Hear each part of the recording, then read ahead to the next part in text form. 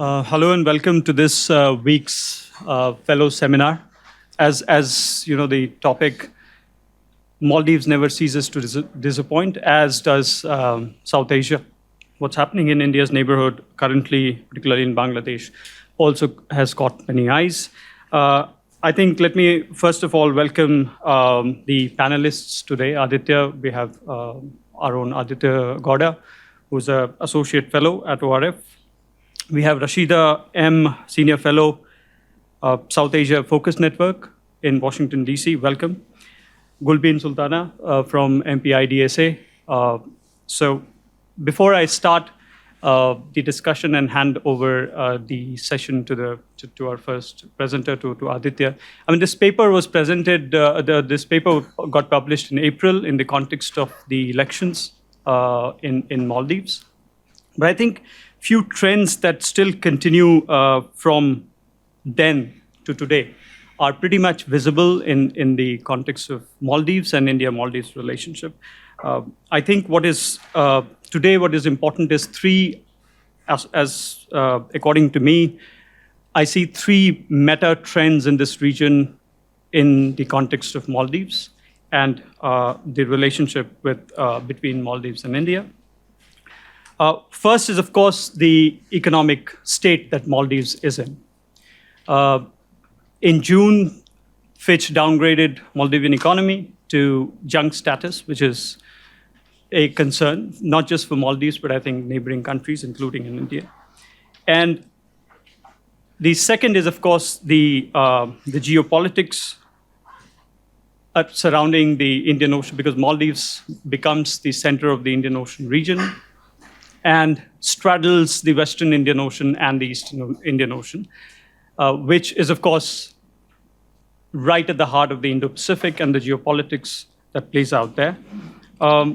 And the context of China's emerging role in that region, the change in government in Maldives. And I think Aditya's paper primarily deals with this change of government and how the battles therein within the Maldivian politics.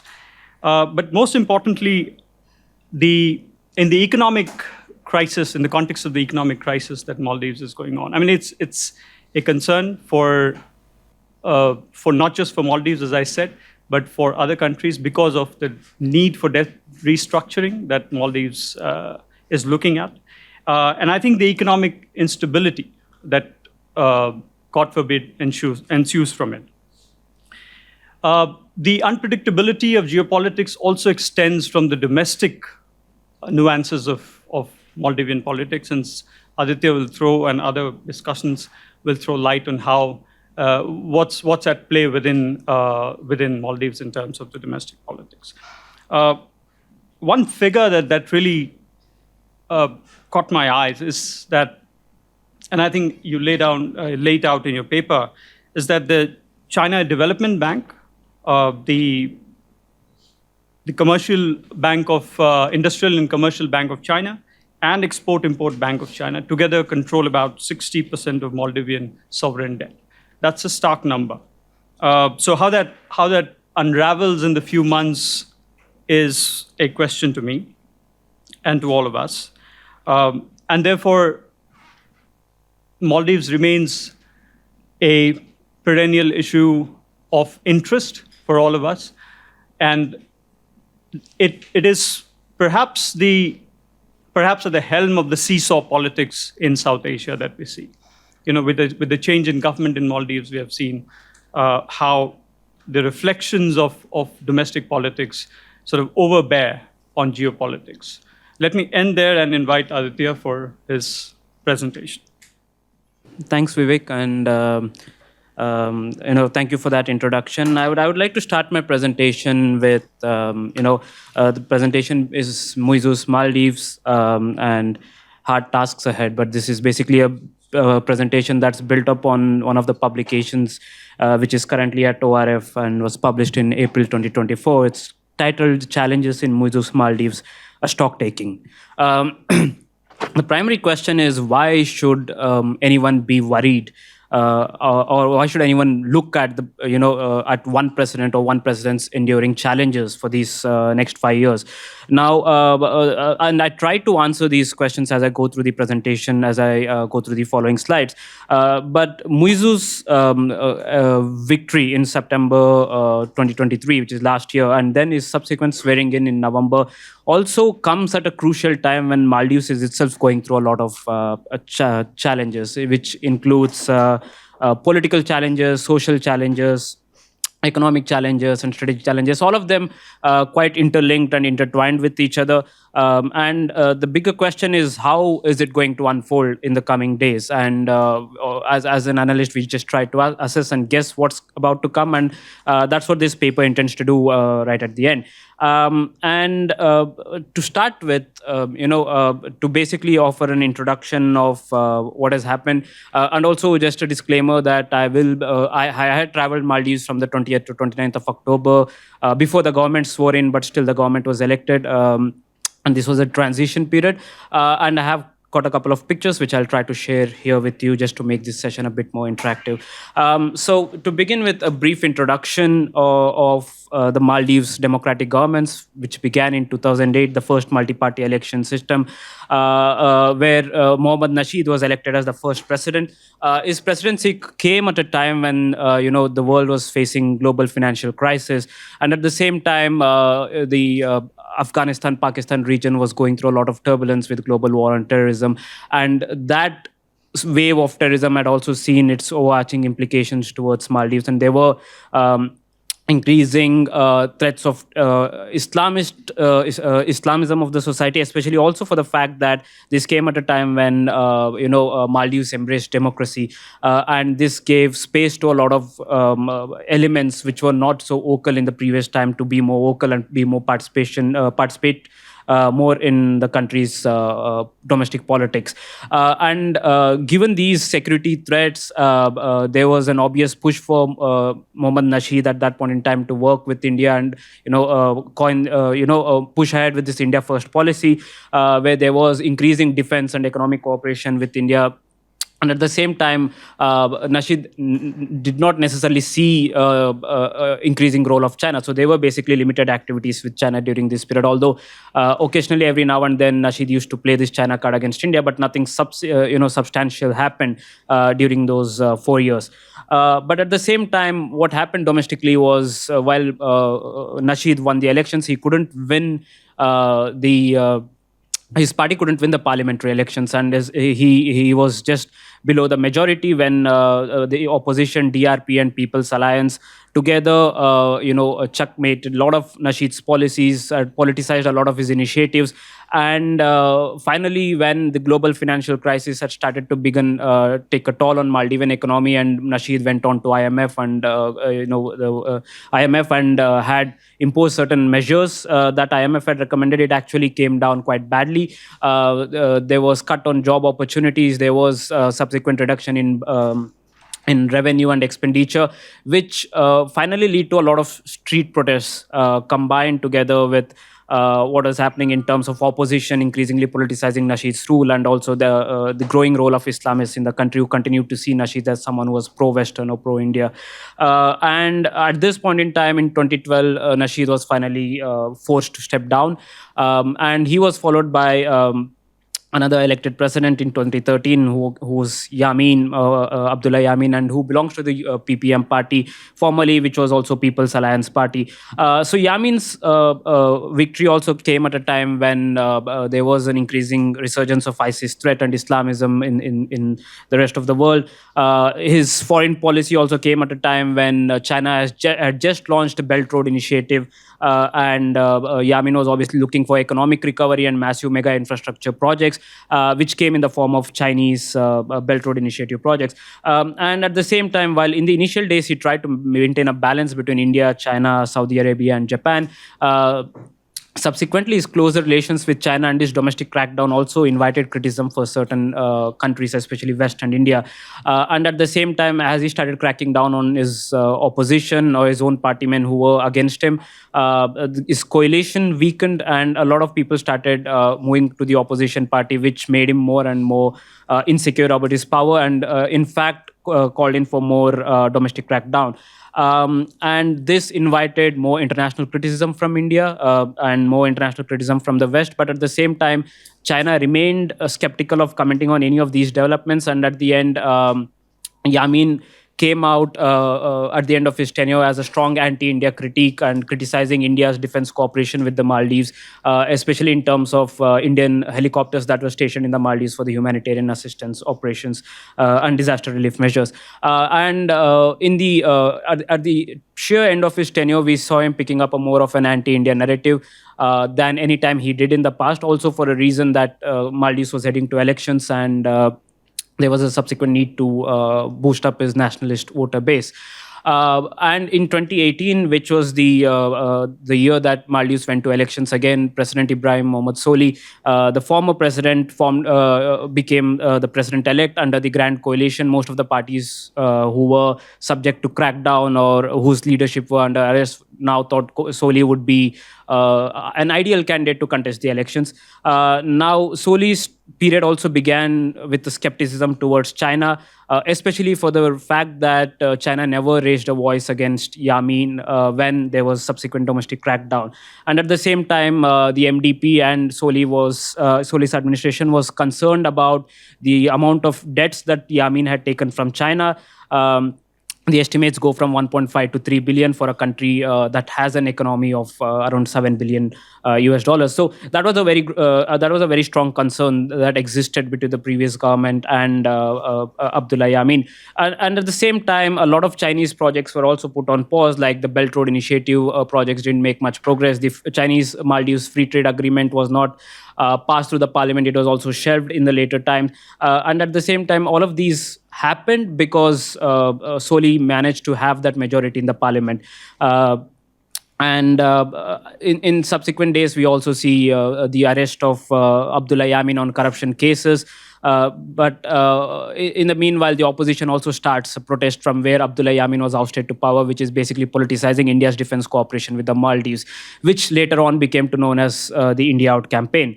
And there was subsequent pressure from the opposition in the earlier days to release Yamin from prison, and also for Indian helicopters to be withdrawn, basically what they called as Indian military out. And as India's economic assistance and defense assistance also deepened with Soli and his India First policy, three agreements came under extensive criticism, which was UTF naval harbor that was being built in the Maldives on an Indian grant, a Dornier aircraft, which in addition to 2 Indian helicopters was being deployed in the Maldives to look after HADR operations and also help Maldives in surveillance operations. And then there was an hydrography agreement where India was helping Maldives in terms of its hydrographic surveillance.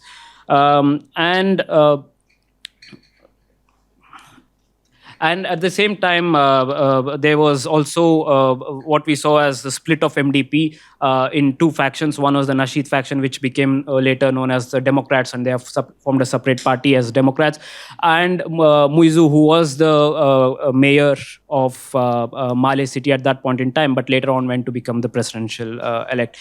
And when Muizzu's victory basically came from the fact that Abdullah Yamin was accused of corruption and was suspended from contesting in elections. So when Yamin in fact wanted to boycott elections, most of the opposition, most of the people from his own party opposed this move, and they said that it would be better to contest in elections rather than boycotting it. And this is where Muizzu comes into play. Muizzu, who was the councillor at that point in time, forms contest from PNC, People's National Congress, which was also a party of Yamin, and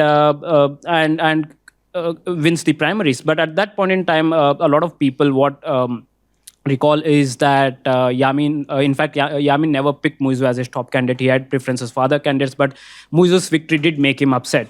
And at the same time, Muizzu's victory was something that was largely dictated by the anti-incumbency sentiments that were persistent against the MDP government, the MDP's inability to deliver on its promises, and then the split of MDP into Democrats, and then obviously the India Out campaign further added to this, Muizzu's victory. So when Muizzu won the elections, he had two political challenges, and that's where I come down to explaining these challenges. First was to maintain that leadership and hold in the party, and on the other hand, win the parliamentary elections. Now, Muizzu has successfully overcome two of these challenges. In fact, in earlier days, it was being said as this conflict began too early, too soon, and we would see factionalism in the coming days. What happened was, Muizzu took a complete control of the party. A lot of loyalists of Yamin were given top cabinet positions, and a lot of PPM supporters were also asked to vote for PNC, and the party subsequently expanded. In fact, if you see now, for a country of 500,000, Maldives has ministers, including deputy ministers, vice ministers, of over 300 ministers. And on that, they have another 2,000 political appointments, according to the opposition, which basically is his own way of building his political base, his own way of consolidating his strength in the party, as well as keeping himself as the leader of the PPM-PNC. Now, another major challenge for Muizzu at that point in time was winning the parliamentary elections. When Muizzu came to power, most of senior members from his party resigned and went on to become cabinet ministers. That meant that the parliament was weak. There were hardly four member of parliaments from the ruling party, which followed up with other four members from the alliance. Subsequently, this increased to 14 MPs, with some people from MDP leaving the party and joining PPM-PNC. But there was a subsequent tussle between the parliament that was controlled by MDP and Democrats and Muizzu's PNC. Further, when elections happened in this September, out of 93 constituencies, Muizzu's party won around 66 elections. Later on, several independent candidates went on to join. And together with allies, Muizzu now has a support of around 79 member of parliaments out of 93. This victory was also possible because of a lot of political appointments being given to certain people in the end. New projects being launched into these in the country during the time of elections, buying out votes, and also a strong anti-India rhetoric that was very much evident before the parliamentary elections. The opposition were reduced to 12 seats, which is the Maldivian Democratic Party have 12 seats in the parliament as of now. With this kind of control over the parliament has helped Muizzu maintain a strong hold over the country's legislation, and also make crucial decisions without any major opposition from any parties. And also, this strength also helps the ruling party to make any amendments into the constitution if the need be. Now, while we speak of political challenges, a major challenge that exists is the social challenges, and also what we call as into develop broadly into security challenges. So these are challenges that are usually emanating from hardliners in the countries, Islamists in the country, the criminals, gangs, extremists, the complex networks that continues to operate. Now, this is not a new phenomenon, to be clear. This was something that existed for a long time. In fact, since the 2004 tsunami, we have seen Islamist interpretations, Wahhabism, Salafism make more inroads into the country compared to what the traditional practices were. But the 2008 democracy, as I mentioned earlier, gave space for a lot of these elements to make inroads into the country's mainstream political parties. And a lot of these politicians and political parties usually collaborate with Islamists, considering that they don't want to be termed as an infidel in a country that is 100% Sunni Muslim. So we usually see some kind of collaboration and cooperation happening with each other. And we have also seen Jamaatullah Salaf, which has made subsequent inroads into the country, especially by attracting funds from the Middle East, and also the Salaf interpretation taking over the local traditions and practices.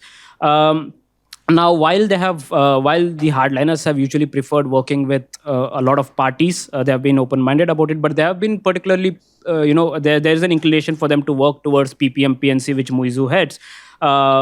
Especially as they see the MDP and the Democrats as a very pro-Western party. And in fact, even when Nasheed resigned in 2012, there were a lot of allegations that hardline Islamists were also behind him being ousted from the power. And in fact, as I'll show in the later slide, that the Islamists also played a crucial role in launching an attack against, basically an arson attack against what was called as the violence against Yoga Day celebrations in India, in Maldives. But here's another crucial thing that happens to be is a lot of people whom I interacted in the Maldives said that Muizzu enjoys close relations with the JS, that is the Salaf, which is also a very Islamist organization. Some said that the organization was quite instrumental for PPM-PNC to win the elections because PPM-PNC didn't want MDP to come to power. And others say that, in fact, Muizzu's family was one of the first families to embrace Salafism in the country. Occasionally, we have also seen Muizzu flirting with the Islamists and their interpretations. For instance, there were debates about death penalty being imposed in the country, and now that has been rolled back. But again, that was something that we saw as something that Muizzu is inclining towards, or is trying to flirt the Islamists towards. But then at the same time. What we have seen also is, in fact, the VP vice president has recently made a statement where he says that Muizzu's main goal is to build a nation that embraces Islamic values and Maldives customs. Now, this is the recurrent narrative that we have been seeing in multiple speeches of Muizzu. And on the other hand, we have also seen Maldives foreign policy, especially in terms of Israel, take a stronger tilt towards Palestine. Again, there was always a sympathy for Palestine. There was always a sympathy for Palestinians. But now we have seen extremely, powerful messages being sent. The Israeli passports have been banned in the Maldives, so no Israeli could travel to the Maldives. And at the same time, there were arson attacks against certain food outlets and food chains which were alleged to be linked with Israel. Now, in fact, the next slide here shows the pictures that I captured from the Maldives, where you see the Palestinian flag or put up on a digital screen, and that can be seen from a huge distance as well. Now, apart from that, what also is a big challenge is youth crime and extremism and this evolving nexus in the country. Now, most of the people I interacted with obviously said that there was disenchantment with the gap in education and employment sector, which mostly happens to be in tourism sector. And also, there was a fact that a lot of people started complaining that there is always political favorism, crime, corruption, and in fact, the congested space in Male, which is the capital city, also. Leaves a lot of youth vulnerable to crime and drug trafficking, and there is a subsequent erosion of faith in democracy amongst the youth.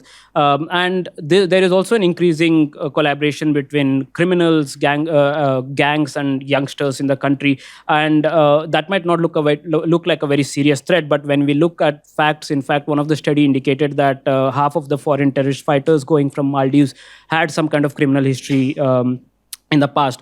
Now, gangs also enjoy political immunity because of certain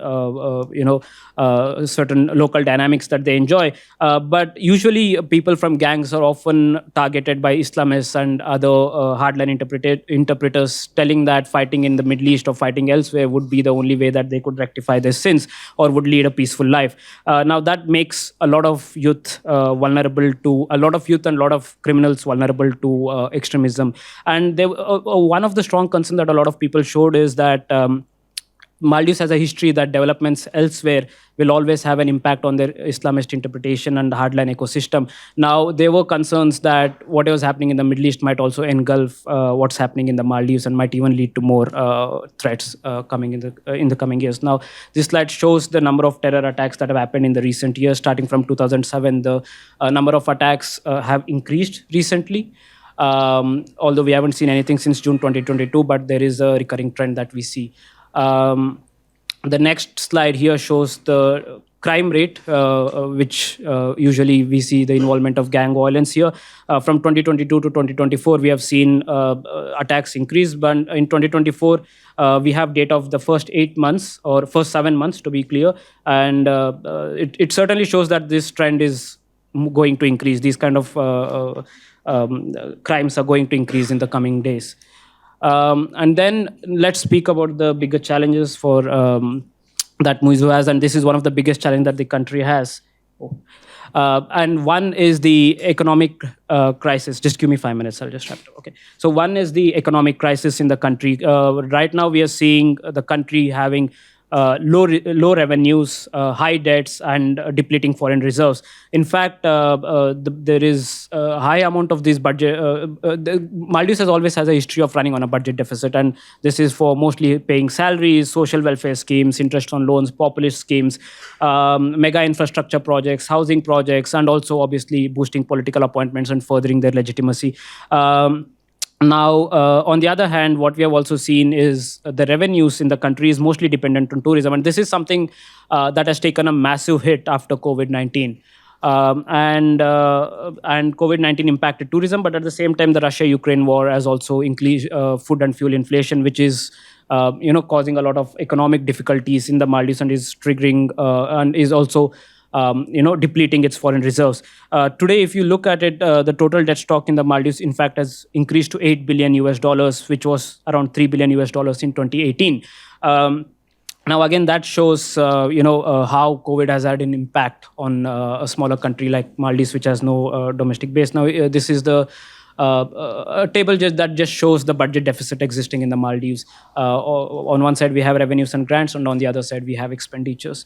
Now, the next slide here is the Sina Male Bridge that China had built in the Maldives. In fact, to have a bigger view, you see the Sina Male Bridge being built there. So these are the kind of mega infrastructure projects that we see a lot of attention being drawn to and a lot of revenues being drawn to, expenditure being drawn to. And on the other side, we also see a Indian bridge coming up, which is not here. So this is the projected bridge, which is called the India-Maldives Bridge, or the Greater Male Connectivity Project. And then this is the Indian bridge that is still being developed. This was the picture as of October, and what the news says is now that it's picking up a lot of pace. Now, precisely coming to Muizzu's time, and there is high inflation in the country. There are increasing imports. There has been reduction in fish exports. The tourism revenues has taken a big time hit. In fact, the public expenditure has increased. Opposition alleged that with such appointments like ministers and over 2,000 political appointments, Muizzu is actually spending around $65 million in salaries alone. And as of March 2024, debt to GDP ratio is around 110%. Most of these loans are domestic, around 4.8, and around 3.4 are external. But when we speak of external, it's usually external bondholders, followed by China, and then followed by India, Indian Exim. And if we see next trend, and that was the budget for the central government, and the other one is the slide you see here is sovereign guarantees that are being offered. And here, more than 70% of this debt stock is owed to Chinese and Chinese lenders. And in both these slides, what we see is a common trend. That is basically the Chinese debts are decreasing while Indian debt stocks are increasing, which also shows that a lot of these debts are being serviced, are being given to China right now because a lot of Chinese debts are maturing. And currently, Maldives has a collection of 530, basically it has a foreign reserve of $492 million. Out of which only $73 million is usable. And in fact, yesterday's reports were saying that it is the usable foreign reserve has decreased to $69 million, which is not even worth a month's import. In fact, this is a debt redemption profile, which says how the debts are placed for the next 10 years. Now, coming back to the most important thing, and I think I hardly have 2 more minutes, but this is what...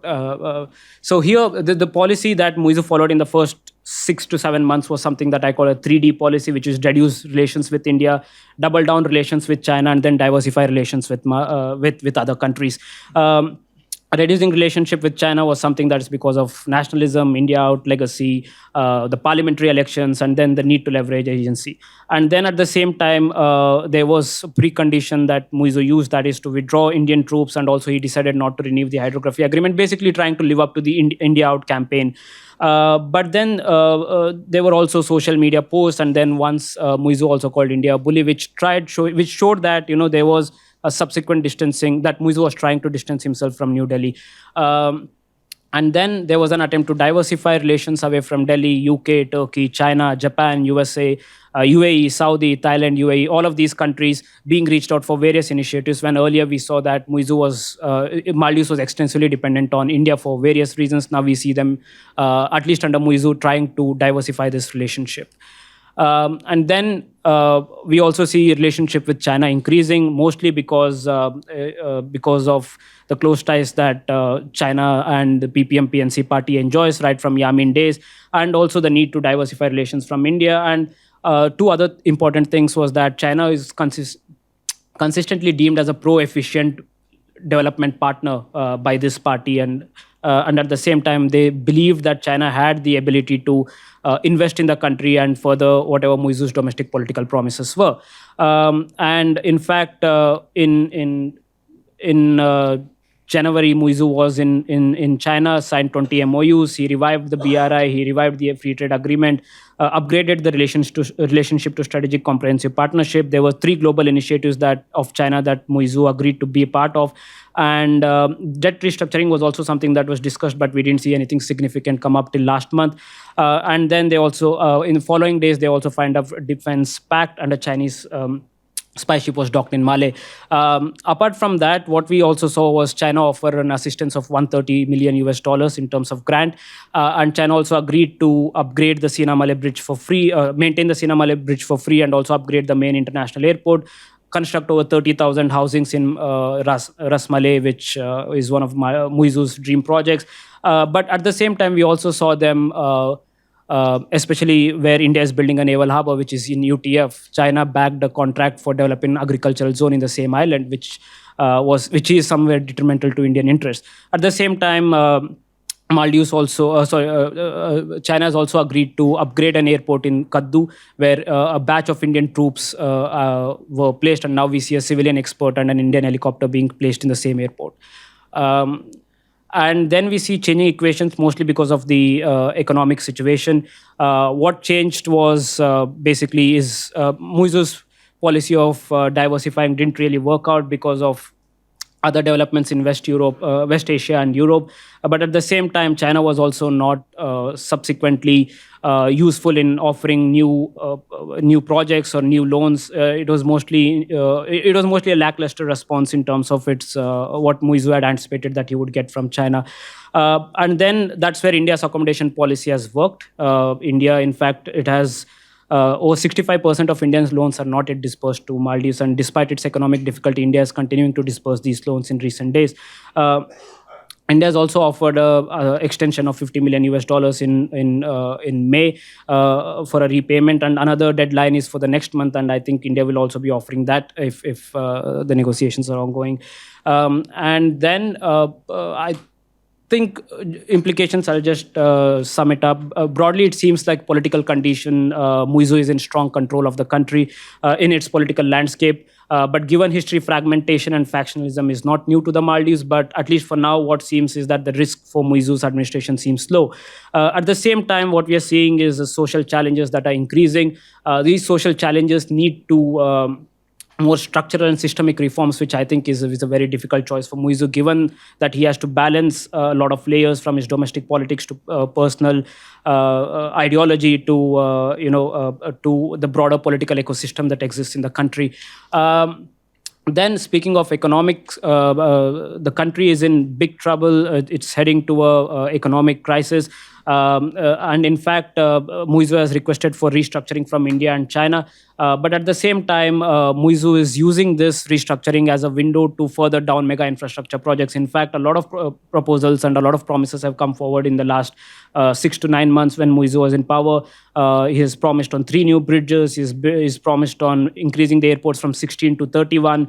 A lot of housing projects, in fact, around 100,000 housing projects in recent times for a country that is population of 500,000. I think this is something that shows that the severe structural issues persist in the Maldives are only continuing to exacerbate if Muizzu continues to have these mega infrastructure projects come in. In terms of geopolitics, what has happened is extensive diversification seems to be taken a bit of backseat because of the economic crisis. What we see that Muizzu's push for restructuring with India and China is in fact shrinking on Maldives' agency to do whatever it had to do with India in the last 4 months. And I think now it's more of it offers India more of a leverage to push back against Muizzu and have a policy that will, and also push Muizzu to have more of a balanced policy so that he could maintain this relationship with India and China and push for more economic development partnership and push for more loans and assistance as the economic crisis deepens. And I think I'll leave it here. Thank you, Aditya. I think the paper is really comprehensive, and I urge the audience to go back and go through it. And I actually learned a lot reading that paper.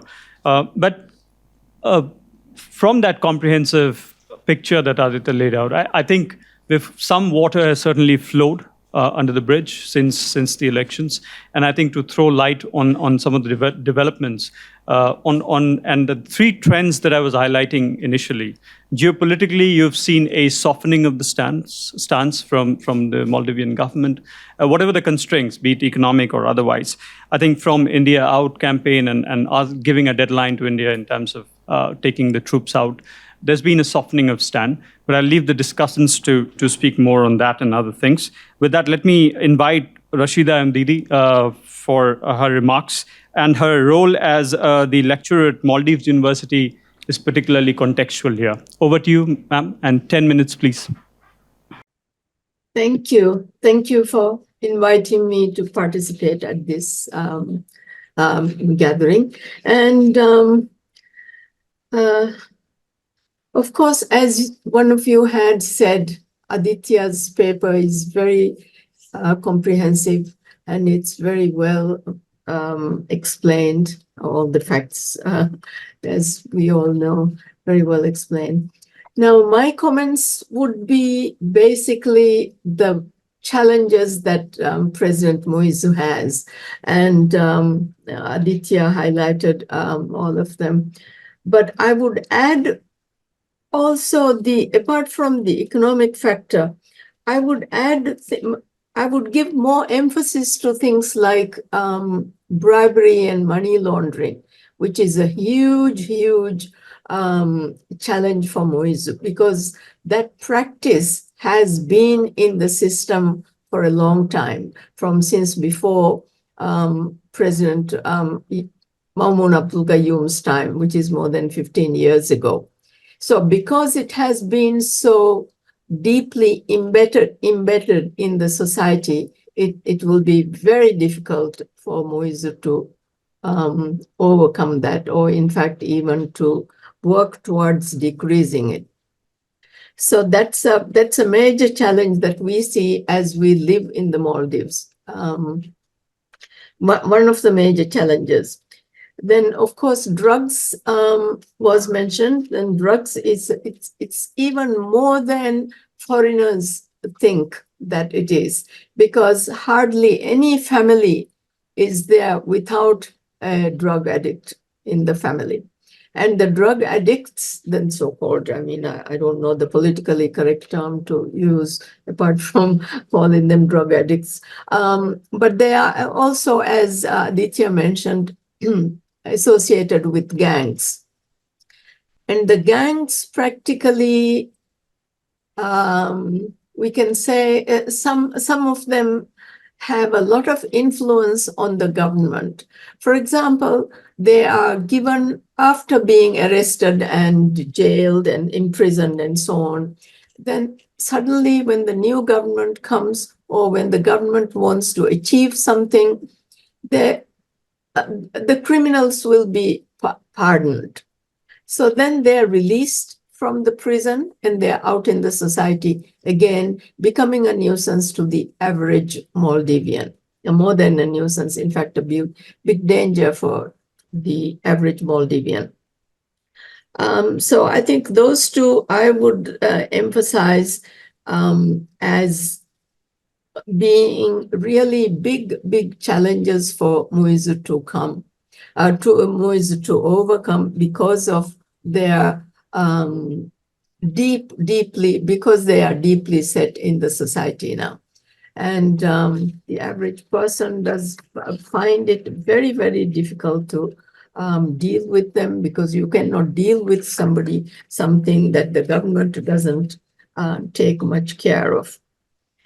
And given the size of the Maldives, I personally and many people in the Maldives do not believe that, for example, drugs, for example, bribery and money laundering. It's not something that the government cannot deal with. It is the governments have to be very strict, and they can overcome that. They may not be popular in the long run, and this is a big problem, because the governments don't want to be unpopular with the people. They give in to anything, almost anything that can be counted as criminal. I don't know how many minutes do I have more. Then I think also a huge challenge for President Muizzu is the split of MDP into two factions. Now, the challenge for Muizzu, it's mostly a challenge for MDP Democrats, but it's also a challenge for Muizzu, because if they unite, which the rumors, according to rumors, they will unite. And they will unite, and they would become a very, very strong opposition. In fact, if they had not split, I would even say that they would have won the election, or one of them would have won the election. MDP would have won the election. So they would become a very strong opposition to the government. Then, talking about Islamism and so on, Islamism also has been deeply embedded in the Maldivian society now. That is a huge problem according to the average Maldivian, because they have, I don't know, I should go into the details of this, but the Maldivian society used to be a pretty liberal Islamic society. It was never a hardcore Islamic society, but this has been the Islamism, the Salafism that Aditya mentioned, had come into being about, I think, 30 years or so ago. That's a huge challenge, because although Muizzu is, according to rumors and so on, is part of that. But if he tries to give in to them more often as being part of them, of course, he's inclined to give in to their idea of what Islam is. For example, now in schools, the children cannot be taught singing or playing in some schools. Now, these are things that Maldivians have done pretty liberal in the education system, had been that. And so if Islamism, if the Salafis become more active, stronger, then it will be very difficult for Muizzu to control them even more than they are now. They are not controlled anymore. I mean, this came in since Maumoon's time. Maumoon controlled them. But since then, as I said, all the governments wanted to be popular, and so nobody could control, nobody tried to control, and they're all scared. And of course, the Middle East is very influential in this, particularly Saudi Arabia is very, very influential. And Pakistan, of course, some aspects of that springs from Pakistan as well. So these are some of the main challenges that I see that Muizzu will face. I don't know how many more minutes I have. Thank you. If you have any questions, maybe I can answer them. Yeah, we'll come back to you in the Q&A. Thank you for that perspective. In the interest of time, let me now jump to Gulbin directly. Thank you. First of all, I'd like to thank Warif for inviting me for this fellow seminar, and my compliments to Aditya for a well-researched paper. Now, based on Aditya's presentation and Professor Didi's presentation, so what I'm planning to do is I'll focus on the economic crisis at this point of time, because as you have mentioned, at this point of time, it seems political challenge Muizzu has as of now has dealt with it, but economic crisis is going to be a major challenge. And in your paper and also your presentation, you have highlighted all the major challenges with the proper facts and figures. So I'm not going to repeat with all this, but what I'll try to do is like what are the challenges Muizzu is going to have to deal with those economic crisis. Now, Muizzu, I think in his first debate in the parliament, he has mentioned about homegrown solutions to deal with these challenges.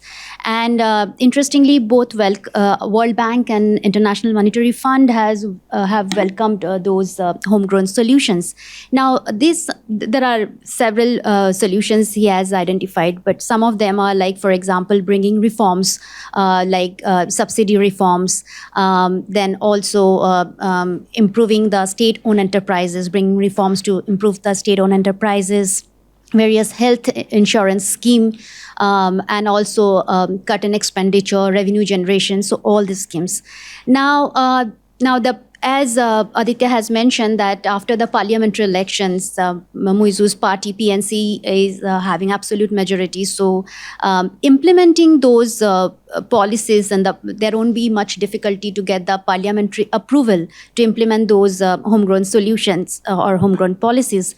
But I feel still, while implementing those policies, he will face several problems. There are two issues I can see. Number one is, if I can give the example of subsidy reform. Now government is talking about cutting expenditure and reform to phasing out the subsidies, the existing subsidies. I think while implementing, there is possibility that it'll, because definitely when there will be, the subsidies will phase out, it will affect common people, and that may instigate a public protest backed by opposition political parties, as Professor Didi has mentioned that MDP, they are trying to, both Democrats and MDP, they are trying to have, looking for opportunities to protest against government. So I think that is one area where Muizzu might have faced public protest. Second problem which I see while implementing these homegrown solutions will probably, on the one hand, because of the crisis, is talking about cut in the expenditure, cost cutting, and on the other, during election time, he has made a big ambitious, promises. Now the problem is how to, problem for him will be how to deliver all those promises. Now, one of the example, if we can give, is that Asanda health insurance scheme. It's a state-sponsored health insurance scheme, and I think it's continuing since 2011. And it's a huge burden on government. Actually, it's I think every year. Last year figure, 2022 figure says that the budget was around 1 billion Maldivian rupiah, but it increased to ultimate expenditure was around more than $2.9 billion. Sorry, not $1 billion, it's Maldivian rupiah.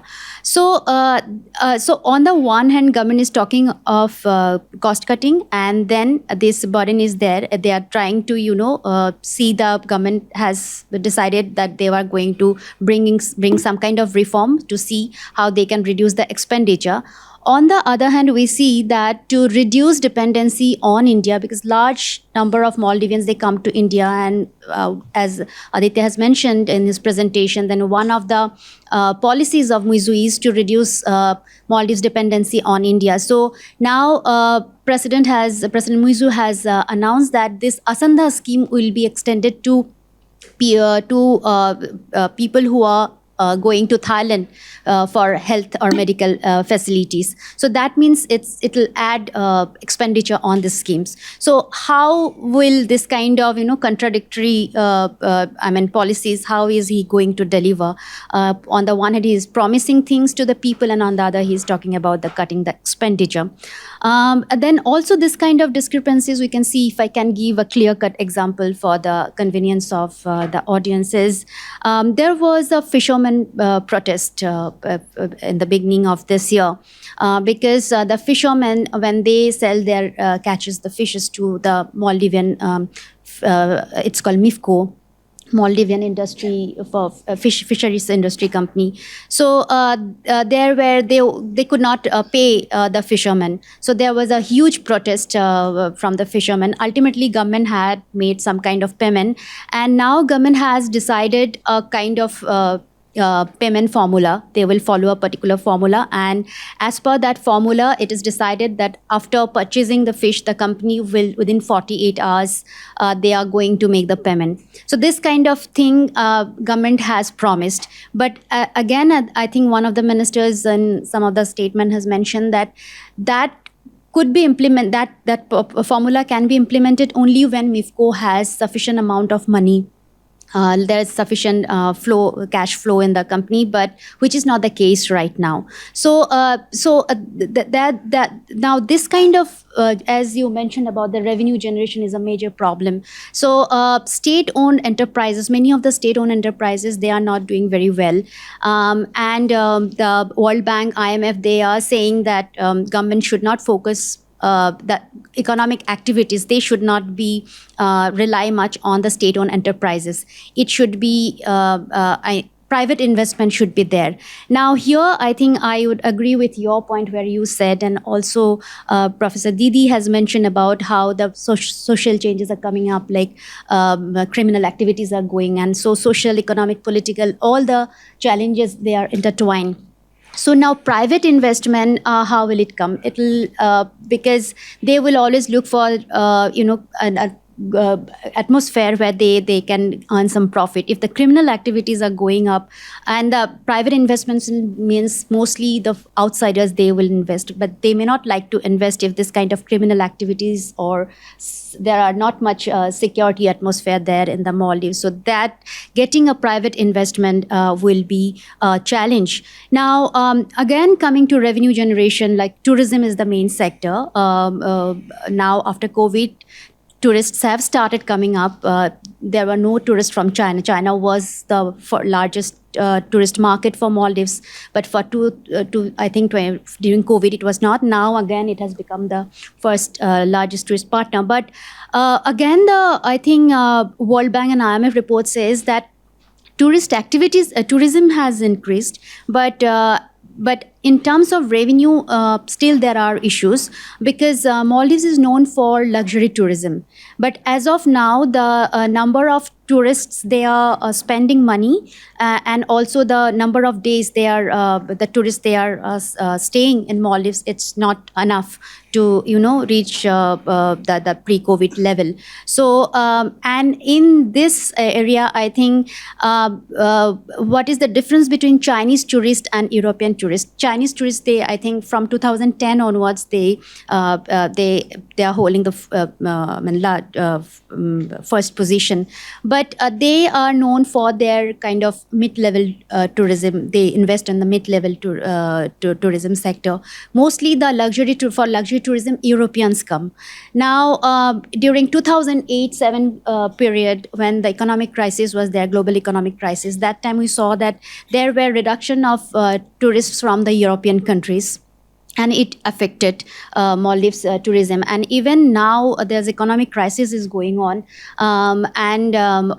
so it's not only about how Muizzu deals with his domestic issues, but also about some of the geopolitical and global geopolitical and geoeconomic issues. I think that's also Muizzu has to deal with while dealing with these issues, and also the foreign policy. Now, I personally believe that for small island country and a particular country which is dependent for its essential items and also for like tourism sector, diversifying economy and diversifying foreign policy are good policies. They should do it. But problem with Muizzu is this diversifying foreign policy which he is using, it's actually targeting against India. It's like not diversifying foreign policy. It's basically he is reaching out to other countries to reduce dependency on India. I think that's where Muizzu needs to diplomatically handle the situation. I think Maldives needs a balanced foreign policy, not playing one country against another. For everything, not only for tourism sector, even for essential items. If we see, because now President Muizzu has also is also talking about that most of the imports food supplies go from India, but now Muizzu's policy is that he is reaching out to Turkey, UAE, Thailand, all these countries. They want to have food supplies from these countries. Now, before the Ramzan, the problem was because of the Red Sea crisis, the food supply could not come, which they were trying to import from Turkey, and it could not come. There was delay in reaching those food supplies to Maldives. So this kind of geopolitical or geoeconomic situations, which is not in Maldives' control or Muizzu's control. So these are the challenges also he is going to face. So key for him is to, balancing, using the rhetorics which he uses in his foreign policy. That will play a very important role. And also, I think here I'll stop on this Muizzu's challenge. But two issues, it's not about Muizzu's challenge, but in your paper you mentioned about previous administration's approach towards India and China. I have slightly different views, so I would just like to mention about those. First is, I think when you were talking about Mohamed Nasheed's approach towards China, and you mentioned that because he was trying to work with India and he was trying to respect or like address India's security concerns, that is why there was the engagement with China was limited. But my view is actually it was not. If you see before 2010, Gayoom started from 2001 onwards. Mamun Abdul Gayoom, he tried to reach out to China because Maldives was emerging from least developed countries, and they were losing. There was fear that they are going to lose the concessional trade or loans. So they were looking for Asian countries, and that's how he started engaging with China. But and then 2004 tsunami happened, and that's how we see Chinese humanitarian assistance coming 2004. But in terms of commercial engagement, if you see, it came after Mohamed Nasheed came to power in 2010. The first commercial housing project, the big Chinese project, which came during Mohamed Nasheed's period. And around that time, as I mentioned, the tourism sector got affected because of economic crisis. That time there was a pressure from the tours and travel agencies of Maldives to reach out to the Chinese. Because by I think 2002 or 2003, China has included Maldives in the approved destination status, because that's important for the Chinese tourists to visit any country as tourists. And also Mohamed Nasheed, that time, if you remember, he was trying to diversify the tourism sector, not only the resort islands, but also he was focusing on the mid-level tourism and the guest houses and all. So that is why it required that they get, there was a pressure from this tour and travel agencies to engage with Chinese. And Mohamed Nasheed, though I think politically, if you see, he was not very keen to initially. He was in some of the international platforms, he probably criticized China. But then after becoming president and the economic crisis, he did he visited China, and then he engaged and he was asking. And after that housing project, you see lots of, if you see the official statement, there are lots of Chinese engagement. Visiting was taking place. But then, of course, he had to resign. So there was not. Again, Yamin, from your presentation, it seems that his engagement with China and that anti-India thing approach came after 2016 or 2017 when India became critical. But in my understanding, actually, from the very beginning of his tenure, it was there. And in fact, even before, when DRP, PPM, that time was DRP, when they became, they won the parliamentary elections and they started maligning Mohammad Nasheed's administration. That time also they were quite anti-India, and Abdullah Yamin was very much part of that administration that time. I don't believe that that time the DRP had any ideologically they were like anti-India or something like that, but because they were trying to Mohammad Nasheed was having close connections with India, that is why they were trying to oppose the projects, Indian projects. So when Wahid came and also Abdullah Yamin came, so they were already looking for the Chinese assistance because they did not have any other option, because they already cancelled the GMR project. When Yamin came, not only GMR project, he also cancelled another waste management project. And the BRI, if you see, it was signed in 2014. So it happened much before 2017. But I think, and the official statement also, both in Indian MEA and Indian High Commission, you can see the 2016 visit of Abdullah Yamin, that was probably to get Indian assistance, Indian support in the Commonwealth, because there was a fear that Commonwealth may take punitive action against Maldives. But then, of course, that time I think there was not much positive response from India. And after that, India criticized Yamin administration. So 2017, of course, the situation got worse. But I think the anti-India approach, it was very much obvious in the beginning of his session. So I'll stop my comments here. Thank you. Thank you, Gulbin, for laying out the economic perspective. And I think we've covered a fairly broad ground from socioeconomic to political to economic again. But we have about half an hour for Q&A. So let me open the floor for Q&A. Briefly, please introduce yourself and also direct your questions to the panelists. Thank you. My name is Pavan. My question is directed to Mr. Aditya. You have covered widely, in fact, all the aspects of the geostrategic position, economic issues, and other things of the President Muizzu's challenges. One thing, in fact, which probably you can look at, or probably you might have looked at, is the role of the US-Maldives relationship, because they have got certain working relationship with the US. There are certain agreements also, which are very important when it comes to the strategic choices which Maldives is having. Because the location of the Maldives is such an important position, especially in your Indo-Pacific region. And US is looking for the bases across the in fact, key strategic regions. So Maldives is a potential place where, in fact, US will target to have its bases, considering that the approach it has got to the Middle East as well as Asia-Pacific region. Thank you. I'm Shripati from the Indian Council of World Affairs. I'm a research fellow. As Gulbin had said, it was Mamoon who started revisiting Maldives foreign policy in 2001. But when you're looking at the India Out campaign, it was not as much as DRP in 2008, 2009 that was seen as anti-India, but it is more a genetic issue in Maldives. If you look at the Maldivian history, for the past 1,000 years, its entire external policy has been dominated by India. And this is one issue that we have with almost all our neighbors.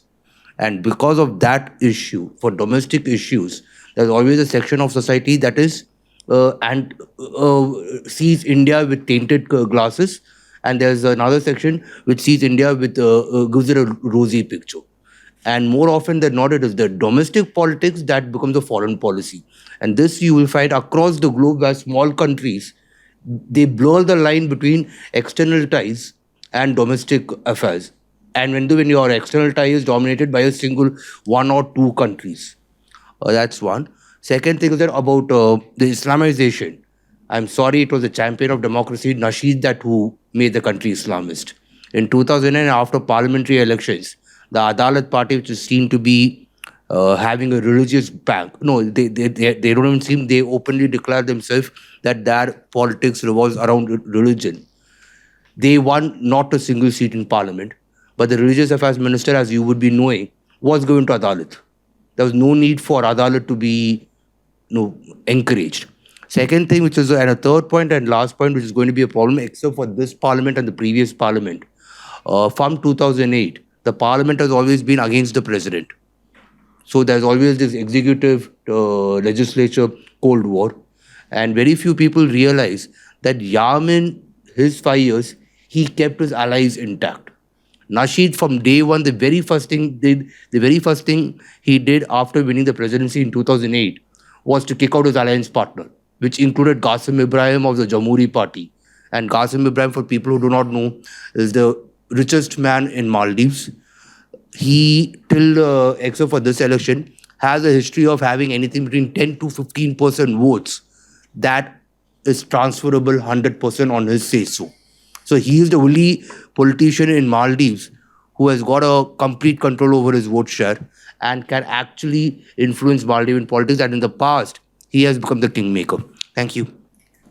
I'll collect a couple of more and then give the platform. I think India was the first country to recognize Maldives in 1966. During all this year, India has been helping a lot to Maldives in different ways. And most recently, the way President Muizzu has given a sarcastic comments about the Prime Minister, and it was a reaction in a huge way from the people of Maldives itself. And then the way tourism was affected because of our Prime Minister spent some time on the island, and there was a big crash on the tourism. Now I am trying to say that for Maldives, the biggest problem is climate issue. The way temperature is growing, it will be the first country to disappear from the map. And they are least bothered to take care of their crisis, and they are not concerned, and they are just indulging in all internal politics.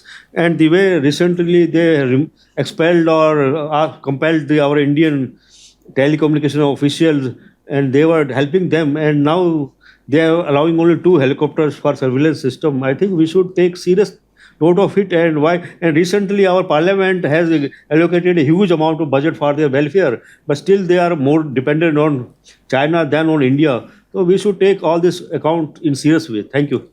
I'm Shantanu Bandopadhyay, a junior research fellow from Center for South Asian Studies, JNU.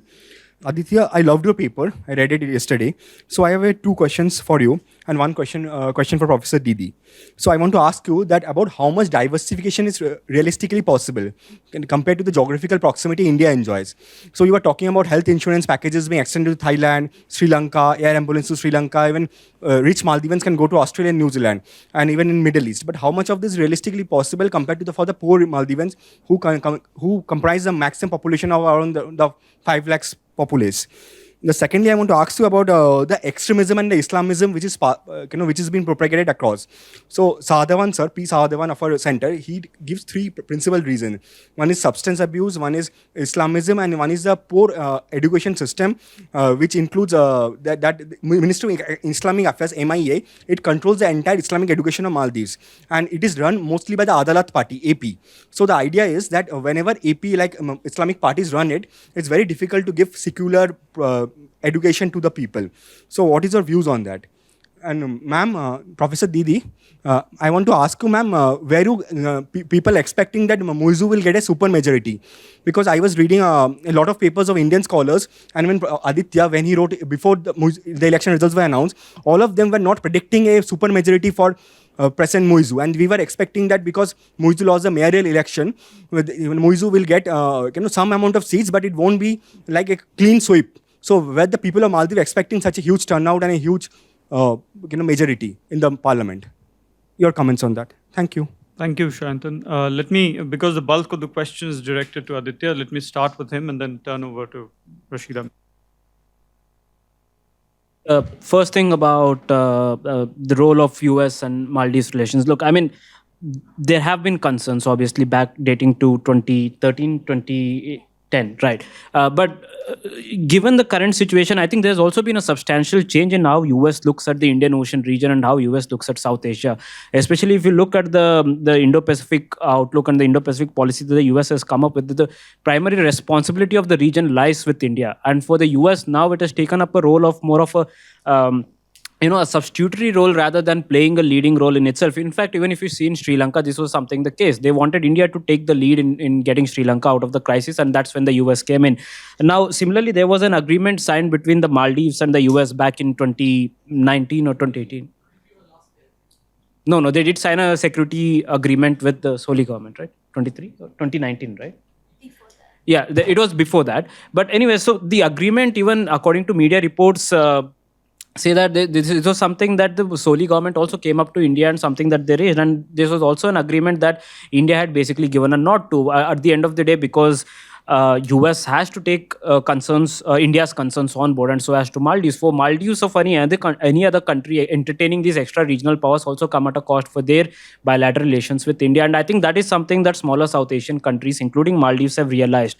And as far as US base is concerned, I don't think, there has been a substantial push from the US as well to push back against China against what its growing influence has been in the Indian Ocean.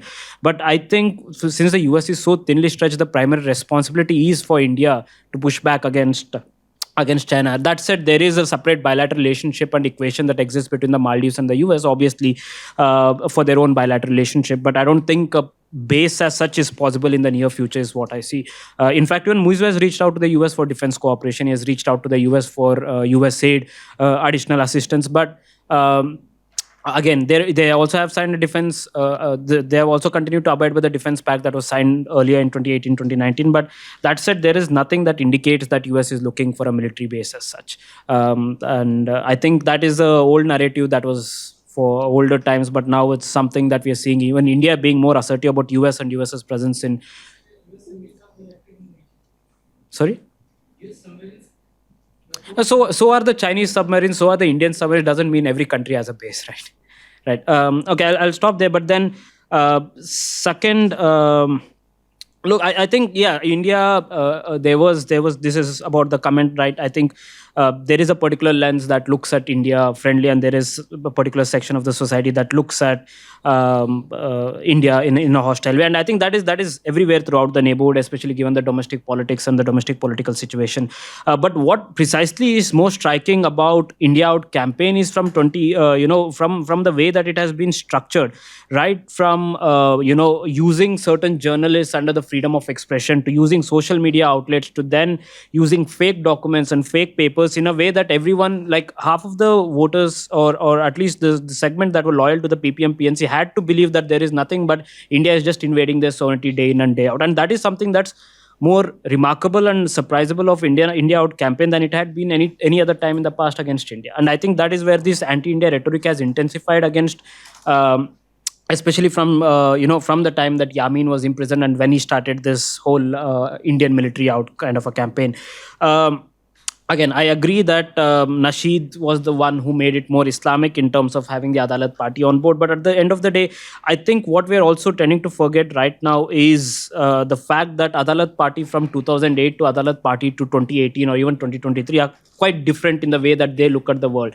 In fact, they have also realized that there is not much legitimacy that they have gained standing in political parties. So I think they're rather, and I think that's also one of the reasons why they're sticking to parties like MDP, despite knowing that MDP would not be that successful in the elections. In the parliamentary elections, they stood with them. In the presidential elections, they have stood with them. But I think they also realize that their kind of outlook is something that is not acceptable today as a whole. And in fact, I haven't never spoken to an Adalat person, but when you speak to people who closely interact with them, they say that there has been a substantial change in the way that they see Islamism and Islamist inroads into the country.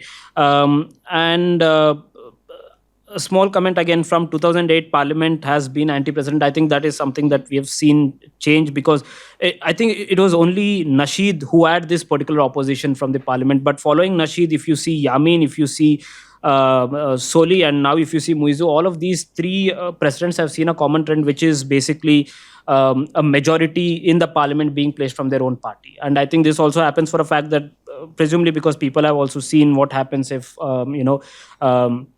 if an opposition party is voted to the majority in the parliament, and also presumably because once a party is in power, which is no strange to Maldivian politics, they start offering new projects in every island and atoll, and that brings them more votes. And that, I think, that is something that we see. Now, why do we keep assisting India? Look, I think the bigger question is about the neighborhood first policy, and I think there are extra regional powers which don't have to take liability for what happens in the Maldives. But on the other hand, whatever happens in the Maldives will have implications for India. There's a similar, if whatever happens in Sri Lanka will have implications for India, whatever happens to the Maldives, whatever happens in Nepal, Bangladesh, all of these countries will have implications for India. And unlike other countries which don't take responsibility or leverage for whatever is happening, I think it is on India's responsibility to do it. And I agree. I mean, there are some times where you can give assistance and leverage this assistance to modify that behavior. And I think that is exactly what's happening under the Muizzu government. In fact, if India had taken a hostile approach, I think the relationship would have been fabricated further, or gone deep down south. But I think India's accommodative policy is itself motivating Muizzu to go ahead and reach out to India and have that flexibility in his foreign policy.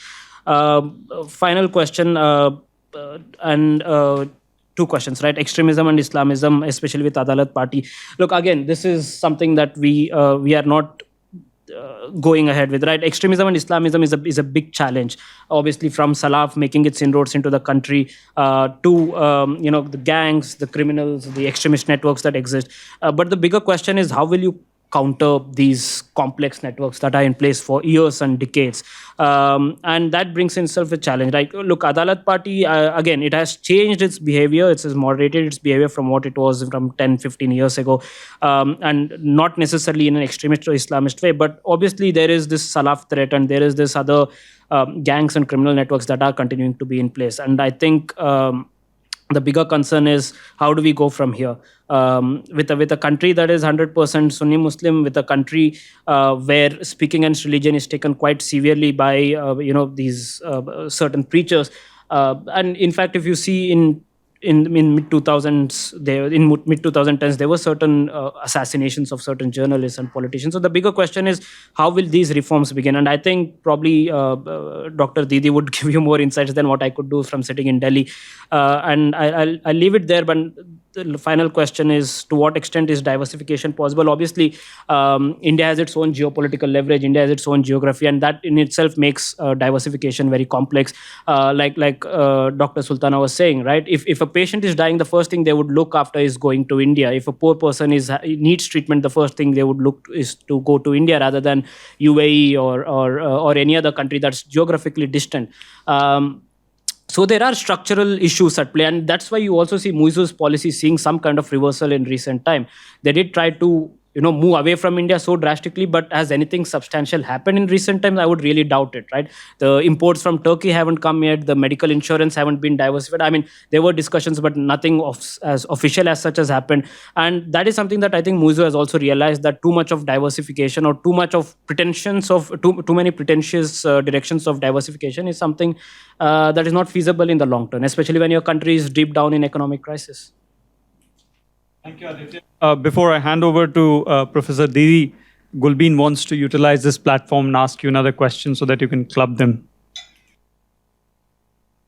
Thank you. Ma'am, what I understand, there was a question on education, basically, and what I have seen that President Muizzu has now is now talking about that nationalism, language, Divehi language, and Islamic values. So, focus education curriculum should be based on all these issues. So, do you see any kind of, how they are going to affect Maldives education sector? Do you see any impact, or is there any plan to implement those issue, like linking the three: language, Islam, religion, and nationalism together? I think I will start with the first question from the other gentleman. Did we expect Muizzu to receive so many votes in the election? I think that was the question. No. Maldivians didn't expect Muizzu to win by that many votes. But of course, there was we had doubts as to whether MDP will win or Muizzu will win. But I think the person to blame, if we want to blame somebody for Muizzu to winning, is Nasheed. It's Nasheed because he split the strong MDP party, Maldivian Democratic Party. If he had not done it, Solih would have won the second term because those 5 years were a peaceful 5 years. So that's very attractive for Maldivians to have a peaceful 5 years of living in the country.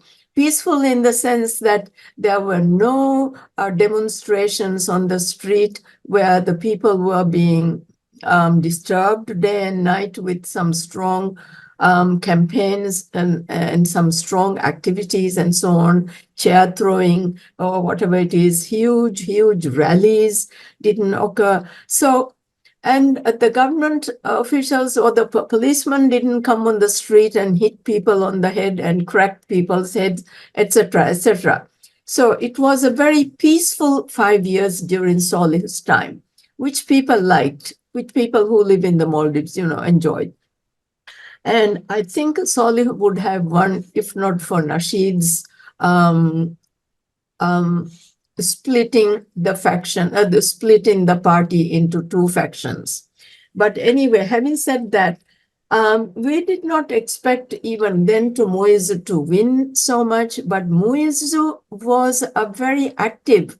His campaign was very, very good, I would say, because he started campaigning very late in the process, and he went ahead and got and Muizzu was not somebody who was considered to be an, a presidential candidate. So I think his campaign was very good, and his appeal, obviously, to the small faction that he appealed was very, very strong. And the oppositions, the people, too many oppositions, were there for the previous government, and so that helped Muizzu to gain confidence. And the second question on about education, Islam, and Divahi, and so on. Now, in Islam is already a subject in the Maldivian education system. It's a subject in the curriculum.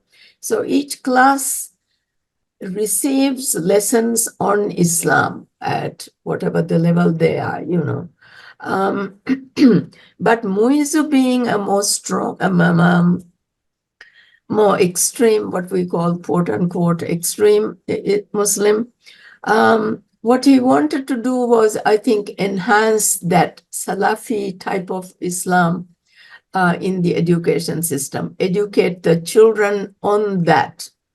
And then Divahi language, of course, is the second language in the English medium education system that we have. So that's also nothing new. Divahi has been part of the curriculum all these years. And then what Muizzu wanted to was emphasize the Divahi, I think, rather than teach in English all the time, emphasize teaching also in Divahi to Maldivian children. That's what it was, the national. So these are the nationalistic aspects that Muizzu wanted to be in the education system. But I don't know how successful that's going to be. As it is, the education system does have Divahi language. It does have Islam in the curriculum. So what more could they put in? I mean, if a point of view from the Salafi side has to come in, it may not be that popular with the average Maldivian person. And hence, that may not work that successfully in the education system. I hope that answered your question. So we may just have time for a quick round. So Rishi, you wanted to ask a question? Hi, am I audible? Okay. So Congratulations, Aditya, on your paper. My name is Dr. Rishi. I'm a Assistant Director of International Security at Asia Society Policy Institute.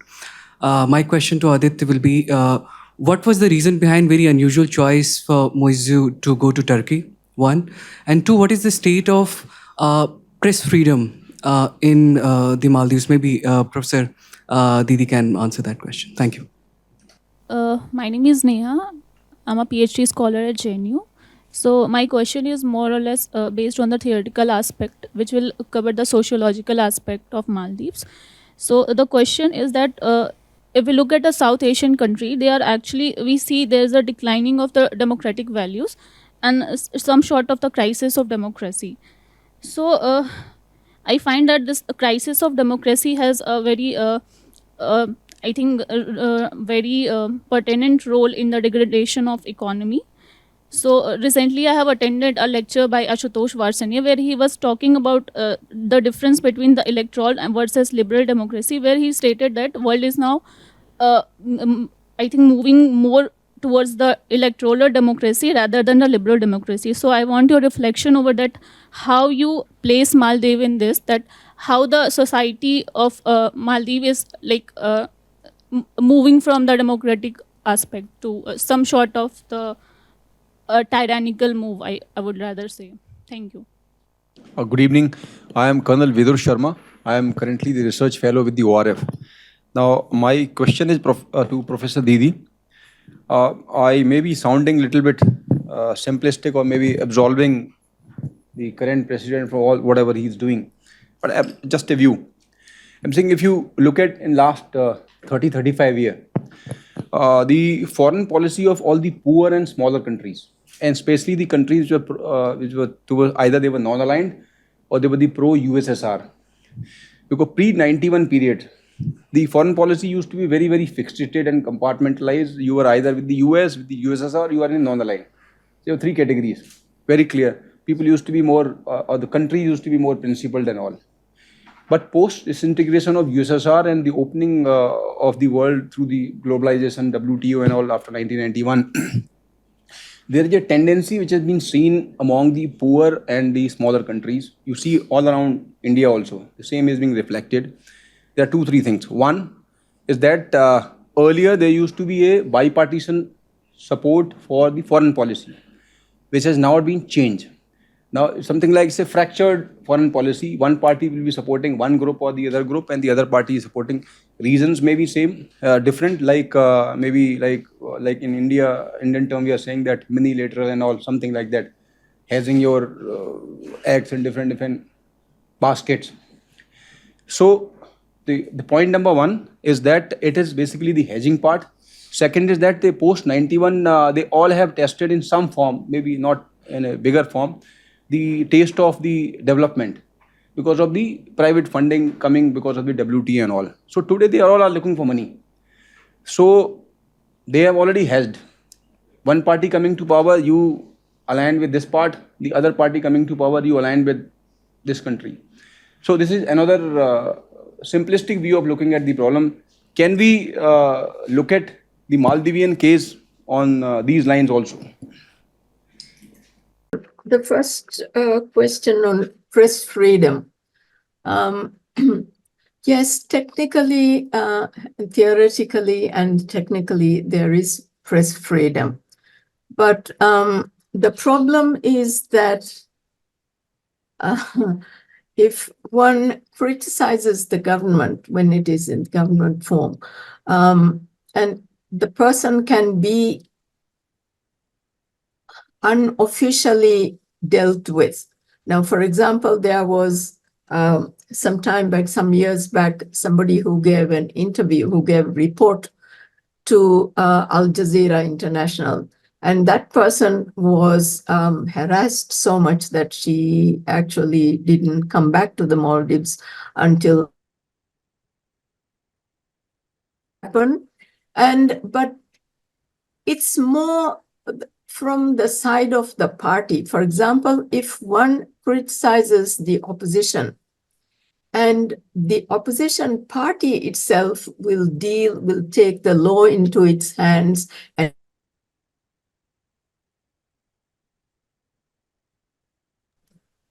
That's the problem. Theoretically, yes, there is press freedom, but up to a point. Now, the second question, in the Maldives, I think the two-faction policy is a much more recent phenomenon.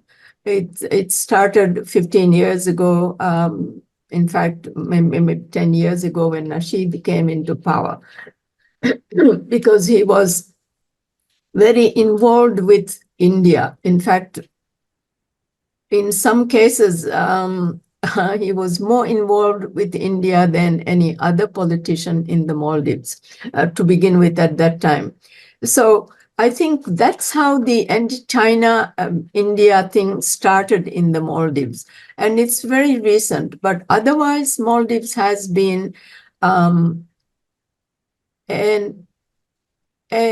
friend, let's say, try to be a friend to many countries, regardless of the region, etc. So it's a friend. I mean, trying to get friend meaning trying to get help, I suppose, from different countries, from different governments. So it's not an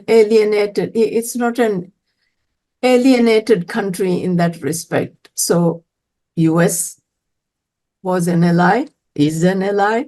USSR during the Cold War, but they were both allies. Russia, in fact, offers scholarships even now to the Maldives, even then when it was the Soviet Union. So I think the Maldives is trying, and here I like to also comment on people mentioning the alienating India. Now, you said the Maldives look for other countries, for example, Turkey, etc., for aid. I don't see that as being anti-Indian. It's trying to get help from wherever it can. Now, before, you may not have even known this, some years ago, we were importing fruits and vegetables from South Africa. South Africa is far away, not in this region, not even nearby, not even in a nearby region, like in South, So we were importing fruits and vegetables, etc., meat probably also from South Africa. And we were also importing things from Palestine and then even Israel, whether we would accept, the governments would accept it or not, we were doing that. So those are not things being actions against one particular country, and definitely not actions against India. I don't see that at all. And I don't see the Maldivians as a whole see that. We're looking for help. Now, true, Turkey has been in the Maldives for a long time now, for some years. They have a school, Turkish school, Turkish drama. There is a whole channel available in the Maldives, which is Turkish. A lot of Maldivians watch Turkish drama on, they visit Turkey. We have had direct flights from Turkey. So it's not a new friendship. It's not that new. But we are, I think, going extra miles to deviate perhaps from China, this concentration on China in India for help. I would say that I wouldn't be surprised if that's what the intention is. But it's not anti-Indian. And I don't see that as being anti-Indian, looking for other helpers, other friends, other coordinators, etc. So those are my Thank you, ma'am. comments. So Aditya, last words to you before we wrap up. So no, it's an interesting question. Why did Muizzu choose Turkey as the first destination? Probably my friends in this room can answer that better than I did. But all I can do is I can guess. There are two particular things. One, look, let's not forget the timeline. Muizzu's visit to Turkey was according to media reports, supposed to succeed after his visit to Saudi. So basically, it was Saudi, Turkey, and then UAE. But then again, media reports said that there was some kind of differences between this in following this schedule, and basically the Saudis weren't very happy with Muizzu following Saudi with Turkey, or vice versa. And that was one of the reasons why the Saudi visit was called off for a further time. And that's when Muizzu visited Turkey, which I think by default became his first destination of visit.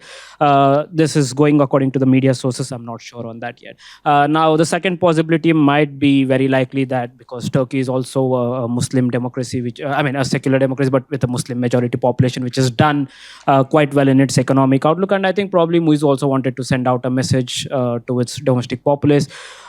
Thirdly, again, Rasheeda might disagree on this. There was a possibility that he might wanted to snub India's nose by not going to China, but still preferring a country with which India doesn't have the best of relationship with.